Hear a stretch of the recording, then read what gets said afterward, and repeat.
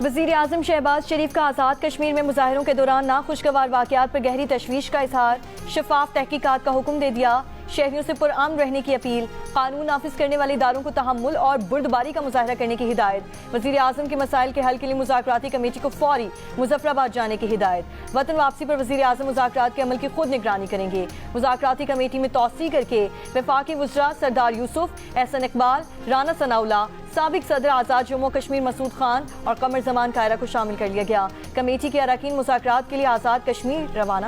وزیر مملکت طلال چودھری کا کہنا ہے کہ جوائنٹ ایکشن کمیٹی کے 90% مطالبات مان لیے گئے تھے، کچھ چیزیں ایسی تھیں جو مانی نہیں جا سکتی تھیں، ناممکن تھیں، اور کچھ ایسی تھیں جنہیں ماننا ضابطۂ اصول کے خلاف تھا۔ آزاد کشمیر میں حکومت کی مذاکرات کی دعوت کے باوجود عوامی ایکشن کمیٹی کا احتجاج جاری۔ پرتشدد مظاہروں کے نتیجے میں 3 پولیس اہلکار جاں بحق، 6 عام شہری بھی جان سے گئے، 72 پولیس اہلکار زخمی، جن میں سے 12 کی حالت نازک، 50 عام شہری بھی زخمی ہیں۔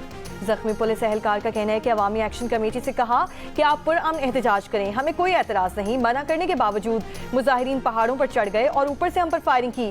عوامی ایکشن کمیٹی والوں نے کیل لگے ڈنڈوں سے پولیس ملازمین کو مارا۔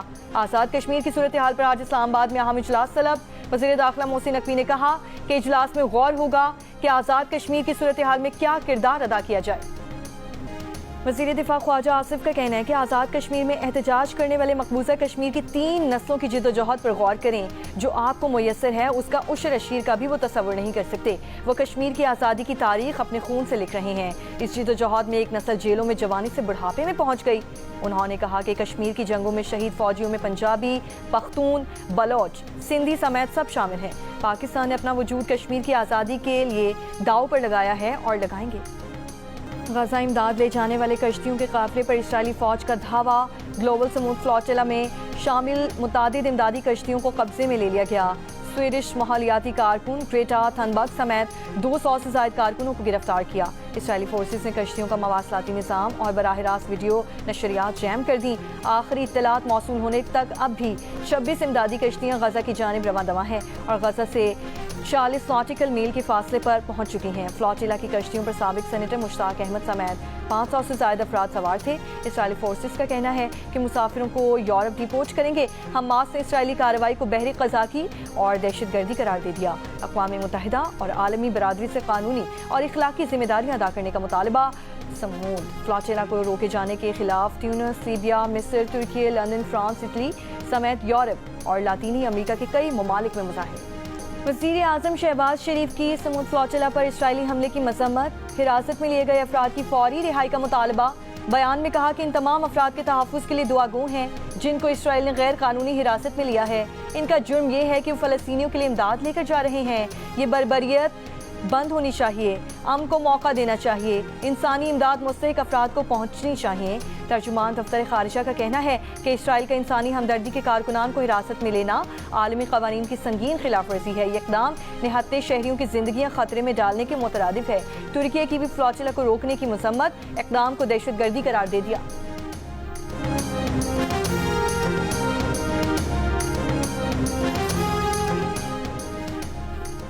IMF مشن کے ساتھ قرض پروگرام کے اقتصادی جائزہ مذاکرات کا 8واں روز۔ آج IMF مشن کے ساتھ فیڈرل بورڈ آف ریونیو کا مذاکرات کا دوسرا راؤنڈ ہوگا۔ ذرائع کے مطابق IMF برآمدات سے متعلق ری ایکسپورٹ فائنانس اسکیم پر بات چیت کرے گا۔ مشن کے ساتھ آج کے مذاکرات کے دوران ریونیو شارٹ فال زیر بحث آئے گا۔ IMF وفد کی آج وفاقی وزارت توانائی کے حکام سے بھی ملاقات ہوگی۔ بلز پر بے نظیر انکم سپورٹ پروگرام کے تحت دی جانے والی سبسڈی کا جائزہ لیا جائے گا۔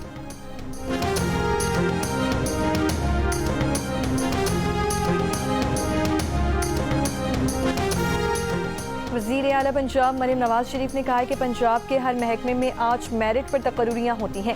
گزشتہ حکومت میں دوستی اور تعلق کی بنیاد پر ٹھیکے دیے گئے، انہوں نے ایسے تمام ٹھیکے ختم کر دیے۔ پنجاب کے میٹرک اور انٹرمیڈیٹ بورڈ کے پوزیشن ہولڈرز طلبہ کے اعزاز میں تقریب سے خطاب۔ مریم نواز نے کہا نوجوان پاکستان کے سب سے بڑے اسٹیک ہولڈر ہیں، ان کا 100% فوکس نوجوانوں پر ہے۔ وہ سرکاری اسکولوں کو ایسا بنانا چاہتی ہیں کہ وہاں بہترین پرائیویٹ اسکولوں سے بہتر تعلیم ملے۔ 80,000 بچے اسکالرشپس پر اعلیٰ تعلیم حاصل کر رہے ہیں۔ خوشی ہے پنجاب کے بیٹوں سے بڑھ کر بیٹیوں نے پرفارم کیا ہے۔ پنجاب میں آج پوزیشن بکتی نہیں، میرٹ پر پوزیشن ملتی ہے۔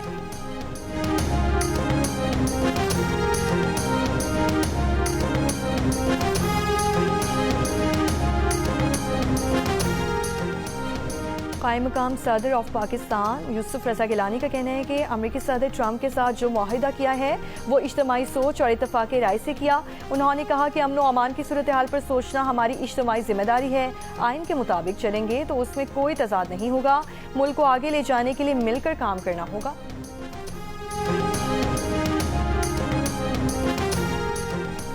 माहिर अमराज़ निस्वां डॉक्टर फरा का कहना है कि पाकिस्तान में हर साल 3000 से ज़ायद ख़वातीन सर्विकल कैंसर के बाद जाँ बहक हो जाती हैं।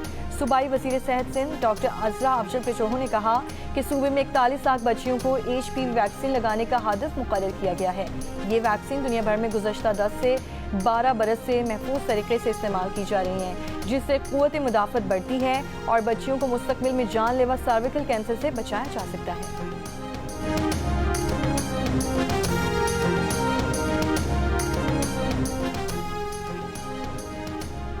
खैबर पख्तूनख्वा के मुख्तलिफ अजला में आज से 7 अक्टूबर तक बारिशों की पेशगोई। 5 से 7 अक्टूबर तक पंजाब के बेशतर अजला में तूफ़ानी बारिशों का इम्कान। PDMA पंजाब ने बारिशों का अलर्ट जारी कर दिया। तर्जुमान PDMA के मुताबिक दरियाओं के बालाई हिस्से में बारिशों का इम्कान है।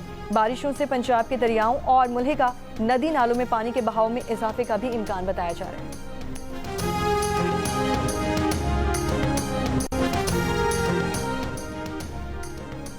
कराची की कंज्यूमर कोर्ट ने मकामी होटल में कमीज शलवार पहनकर आने वालों पर पाबंदी के केस में मकामी होटल के खिलाफ दरख्वास्त काबिल समाअत करार दे दी। दरख्वास्त पर होटल इंतजामिया के एतराज़ात मुस्तरद। दरख्वास्त गुजार ने कहा कि 18 मई 2025 को मकामी होटल में खाना खाने गया था। वेटर ने होटल में बैठने से मना कर दिया। मैनेजर को शिकायत की तो उसने शलवार कमीज को चीप ड्रेसिंग करार दे दिया। होटल इंतजामिया ने मौक़िफ़ अपनाया कि हम शलवार कमीज समेत तमाम लिबास में मलबूस अफराद का एहतराम करते हैं।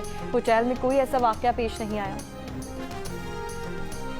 गजा पर इसराइली हमले जारी। सुबह से जारी इसराइली बमबारी में कम अज़ कम 11 फ़लस्तीनी शहीद। इसराइली फ़ौज ने गजा सिटी, वसी गजा और देर अल बलाह को निशाना बनाया। हाथ मिलाने की रस्म, ना मुस्कुराहटों का तबादला। हंसते मुस्कुराते मिलने जुलने और खुशियां बांटने वाले पाकिस्तान और भारत के खिलाड़ी दुश्मनों की तरह बच गए। बच्चों की पैदाइश पर एक दूसरे को तहाइफ और मुबारकबाद देने वाले आज नजरें मिलाने के भी रवादार न रहे। मोदी ने खेल के मैदान में भी नफरत फैला दी, तकसीम पैदा कर दी। एशिया कप के बाद विमेंस वर्ल्ड कप में भी वही तमाशा लगाने की तैयारी। भारतीय क्रिकेट बोर्ड के सेक्रेटरी देवजीत साइकिया का कहना है कि पाकिस्तान के मामले पर भारत की पॉलिसी पिछले हफ्ते वाली ही है। गारंटी नहीं दे सकते कि खिलाड़ी हाथ मिलाएंगी या गले मिलेंगी। पाकिस्तान से मैच खेलेंगे, MCC के ज़ाब्ते और प्रोटोकॉल की पाबंदी करेंगे। ICC विमेंस वर्ल्ड कप में पाक भारत मैच 5 अक्टूबर को खेला जाएगा। और ICC विमेन वर्ल्ड कप में आज पाकिस्तान विमेंस टीम अपना पहला मैच बांग्लादेश विमेंस टीम के खिलाफ कोलंबो में खेलेगी। मैच की तैयारियों के लिए विमेन टीम ने भरपूर प्रैक्टिस की। आज के मैच के लिए शायकीन का स्टेडियम में दाखिला फ्री होगा। पाकिस्तान अपने तमाम मैच कोलंबो में ही खेलेगा।